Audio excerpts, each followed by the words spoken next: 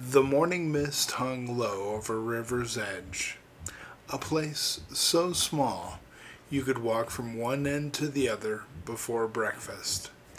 It was the kind of town where church bells still rang at noon, and Miss Avery's pies on Main Street doubled as therapy. But for all its charm, the people of River's Edge weren't always quick to welcome what they didn't understand. And when the Bennett family moved into that little blue house by the creek, folks were polite but cautious.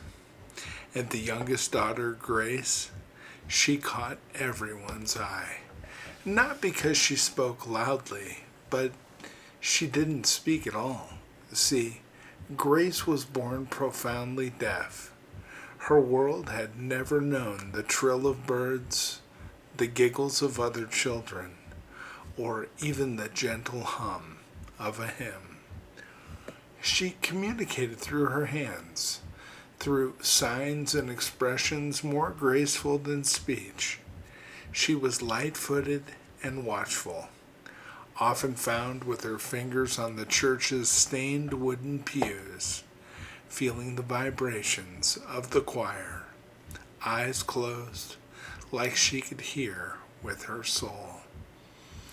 It was 3 Sundays before Easter when Pastor Reuben, with his silver hair and booming voice, made the announcement from the pulpit. This year's Easter Sunday service will include a children's solo to celebrate the resurrection. If God has placed a song on your heart, don't keep it to yourself. Well, sitting in the back, Grace's eyes lit up. She tapped her mother's arm and began signing quickly, "I want to sing for Jesus." And her mother hesitated. "Grace, it's a solo, with music, with singing." And Grace's hands moved slower, more firmly. "I can sing with my hands. I can show them the words. I can show them how the song feels." And her mother swallowed a lump in her throat. Then Will asked. Well, after service, Grace approached Miss Landry, the choir director, a well-meaning, slightly flustered woman known for her perfectionism. And at first, she looked puzzled, then surprised, and then humbled. "Grace," she said gently, "if the Lord gave you this gift, we will make room for it. Come Monday." Well, every day after school, Grace stood in front of the mirror, practicing not just signs, but presence. She picked Amazing Grace not because it was easy, but because it meant something. Her mother sat beside her at night and gently signed each word, explaining them as deeply as she could. "I once was lost, but now am found." Like how Grace once felt invisible in a world that didn't understand her. "Was blind, but now I see." Like how people often overlook what they don't expect to value.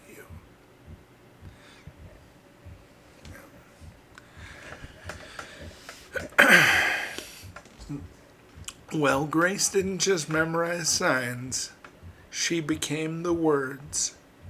She choreographed every hand movement to rise with the melody she imagined in her head. And when her hands described Grace, they moved like waves of light. When she signed, "Save a wretch like me," I'm just going through this because if I say it once, I won't be so emotional the second time. Her shoulders slumped and her eyes welled up. not with tears of sadness, but with knowing. And Easter morning dawned crisp and golden. A gentle fog curled around the steeple like a whisper. Inside First Light Chapel, the pews overflowed. Children fidgeted in pastel suits. Families filled every row.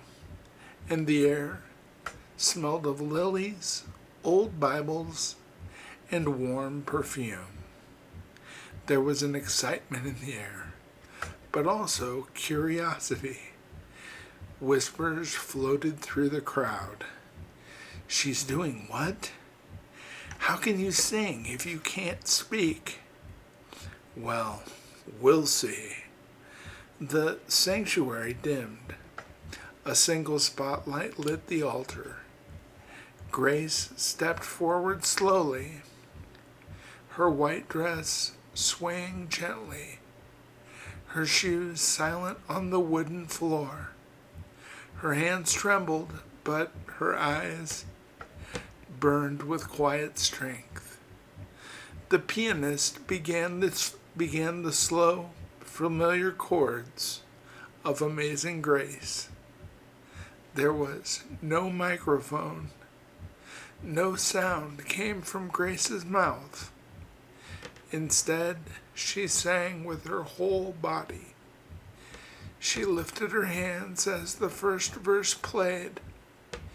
Each sign was deliberate, graceful, and bursting with emotion.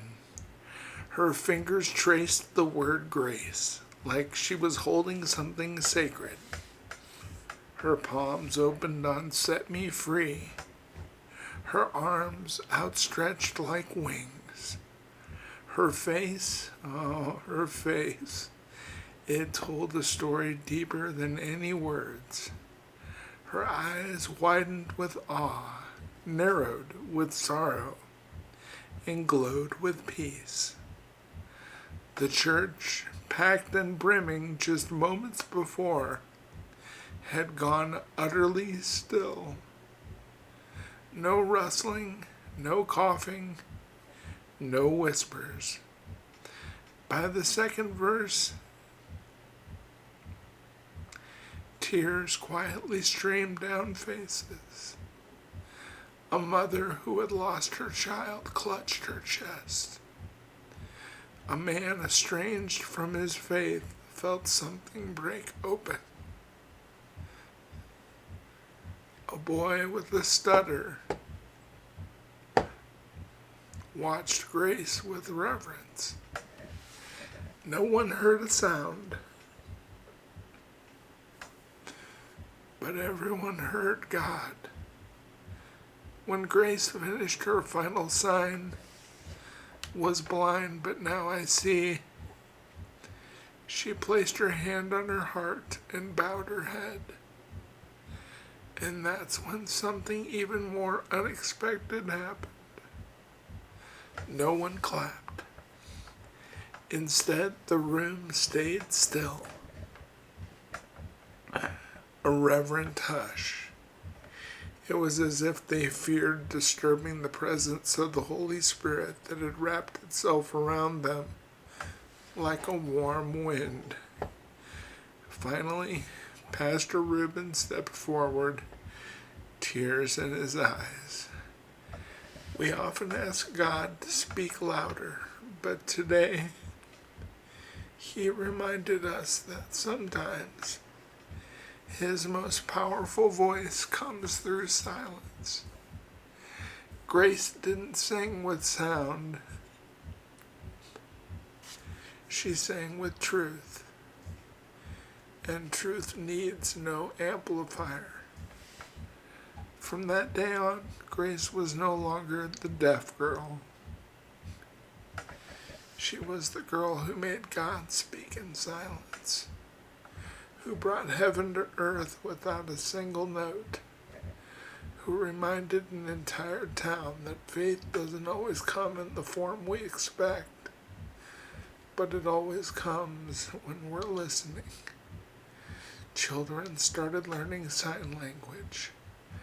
a new class was added to the Sunday school, and at every Easter from then on, one soloist, no matter who, signed part of the song in Grace's honor.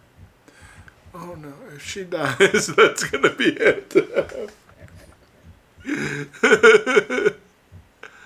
Wow. That's incredible.